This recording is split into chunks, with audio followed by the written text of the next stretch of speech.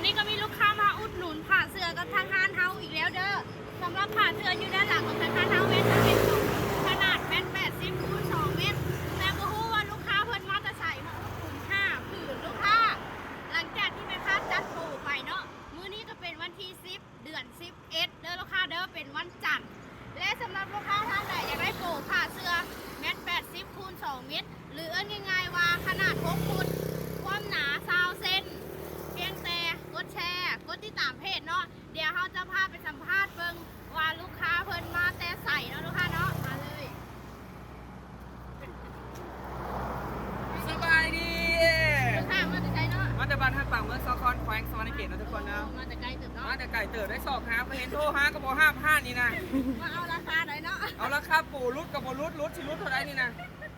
ฮะ ว่าราคาเท่าไหร่ชื่อไปดิ ราคา1,600 บาท น้ำอย่าออกไปข้างหน้า โอ้ยเพราะ1,600ขาซินะ มา ทุกค ดู นนะ ขาซิแล้วทุกคนเด้อสำหรับผู้ใดเห็นคลิปนี้อยากฝากได้เนาะว่ามาซื้อได้แท้บ่ราคานี้ ได้แท้ต่อกับบ่รุด ได้อะไรราคานี่นะได้ทุกคนเลยทุกคนบ่แม่นว่าสิแยกคนนั้นคนนี้ได้ แม่ ทุกคนเลย เพียงแต่กดไลค์กดแชร์เนาะ แม่น ห้าน โท ไม่ ร ขา หา ดใช่ โทรหาทำบ่อยากฮับอย่างนี้นะยากแข้งว่าติดลูกค้าว่าซั่น แม่ลูกค้านะห้านหลายลูกค้า ห้านตั้งอยู่บ้านหยังเนี่ย อุดมมีไซ อุดมมีไซหรือว่าง่ายคือกลุ่มเซโนเลยทุกคนเนาะถ้าเราคอยอันบนหาตั้งแต่อยู่อันเซเว่นโอ้หาที่หน้าตลาดเซโนมาจุดเฉพาะเดี๋ยวนี้ยังบ่เห็นจนแม่งขี้กายแล้วนี่ก็ยืดซองดีได้ เลยอยากการันตีกับลูกค้าต่างแผงเลยเนาะ จากนั้นผมเคยนอนสั่นเลยนะกำลังตีวะ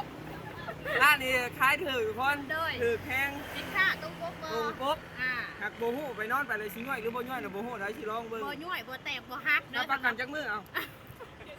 หาประกันจักมือร้องหาประกันด้วย รุ่นนี้นะฮักประกันให้แต่บ่มีเล็กบ่มีสปริงเด้อลูกค้าเด้อแต่ว่าการใช้งานเฮาบ่ได้ฮับถ้าผู้ใดจะได้รุ่นฮับประกันแม่นเอาเป็นพาราเทเนาะลูกค้า อัน เนาะ นี้พาราปอบบ่เอาลงมา